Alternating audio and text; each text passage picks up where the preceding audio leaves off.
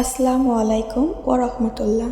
প্রিয় সুধী, আজকের ডিজাইনটি সম্পূর্ণ করার জন্য আমরা মোট 5 রকমের সেলাই ব্যবহার করেছি। 5টি ভিন্ন ধরনের সেলাই দিয়েই আমাদের আজকের ডিজাইনটি। আশা করি আপনাদের ডিজাইনটি পছন্দ হবে। তো চলুন তবে আমরা ডিজাইনটি দেখে আসি এবং সেলাইগুলোও একসাথে শিখে নিই। সেলাইয়ের জন্য এখানে আমরা 2 গুণ সুতি ফেটি সুতা নিয়েছি। এখন আমরা যে সেলাইটি করছি এটার নাম হচ্ছে ডাল ফোর।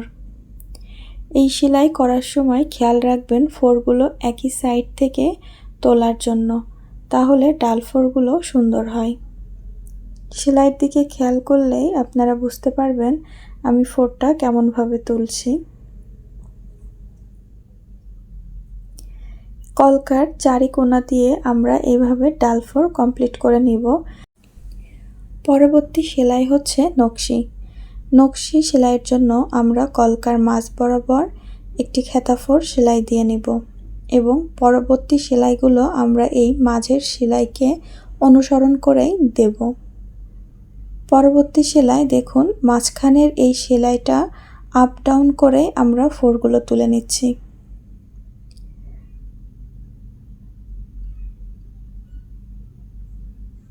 প্রথম লাইনের সেলাই থেকে পরবর্তী লাইনের সেলাই কিছুটা আগ পিচ করেই তুলতে হয় এবং একই নিয়ম ফলো করেই পুরোটা কমপ্লিট করলেই আমাদের নকশিটি তৈরি হয়ে যাবে।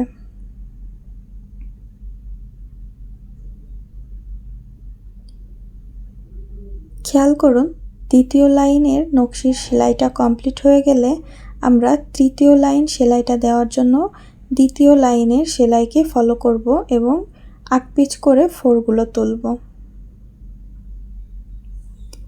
এইভাবে একটি লাইন কমপ্লিট হলে আমরা পরবর্তীতে সেই লাইনকে অনুসরণ করেই পরবর্তী লাইনটি সেলাই করব।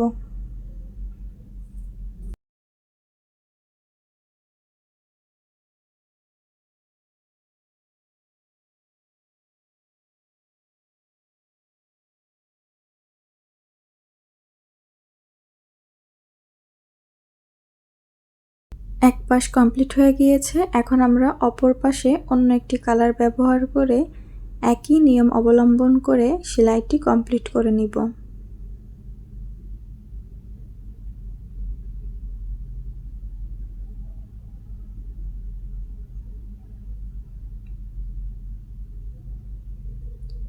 সেলাইয়ের সুবিধার জন্যই আমি ফ্রেমটি ঘুরিয়ে ঘুরিয়ে সেলাইটি করে নিচ্ছি।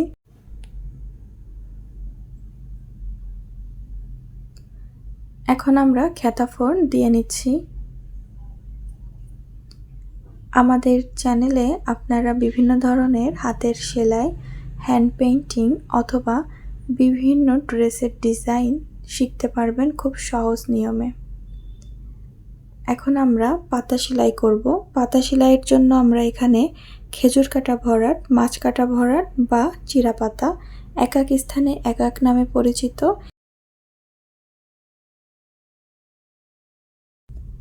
পাতাটি সেলাইয়ের জন্য আমি এখানে 2টি কালার ব্যবহার করেছি।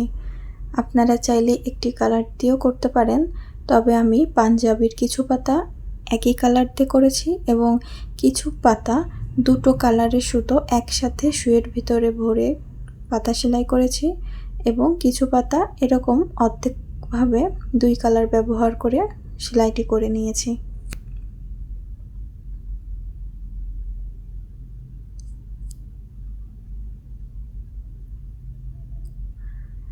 আমাদের চিরাপাতা সেলাইটি কমপ্লিট। এখন আমরা খেতা ফোরের সাথে চুমকি বসিয়ে দেখাবো আপনাদের।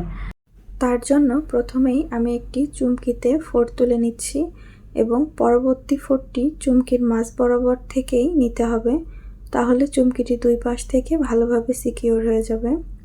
দেখুন, একইভাবে আমরা অপর আরেকটি চুমকি বসিয়ে নিচ্ছি। একটি চুমকি থেকে আরেকটি চুমকি 5 থেকে 6 ফুট ডিস্টেন্স রেখে করলে ভালো দেখাবে। এইভাবে আমরা সেলাইটি করে নিয়েছি। এখন আমরা নকশি মোচড় এই সেলাইটি করে দেখাবো। তার জন্য এই গোল বৃত্ত পুরোটি বরাবর খেতা ফোর দিয়ে নিব। আপনারা যতটি খেতা ফোর দিবেন ততগুলো পাপড়ি তৈরি হবে। এবার পরবর্তী সেলাইগুলো আমরা প্রথম যে সেলাইটি করলাম সেই সেলাইয়ের উপর দিয়েই আমরা পরবর্তী সেলাইগুলো করে যাব।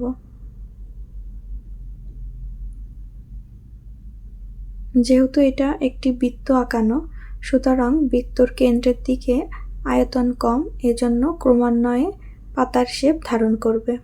এভাবে আমরা পুরোটা কমপ্লিট করে নিয়েছি এবং মাঝখানে আমরা অন্য একটি সুতো দিয়ে গিট ভরাট সেলাই করে নেব।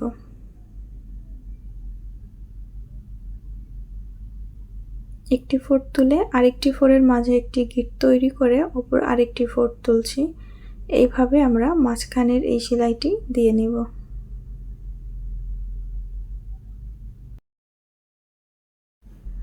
পরবর্তীতে আমরা এই সার্কেলের পাশ দিয়ে চুমকি বসিয়ে নিব। একটি চুমকির গা ঘেঁষে অপর একটি চুমকি আমরা বসিয়ে নেব।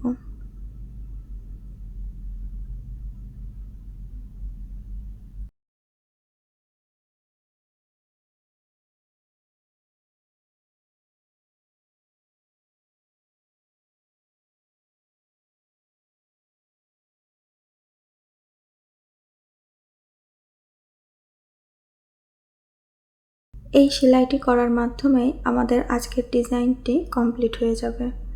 এতক্ষণ ধৈর্য ধরে আমাদের ভিডিওটি দেখার জন্য আপনাদেরকে অসংখ্য ধন্যবাদ। পরবর্তী কোনো ভিডিওতে আবার দেখা হবে ইনশাআল্লাহ।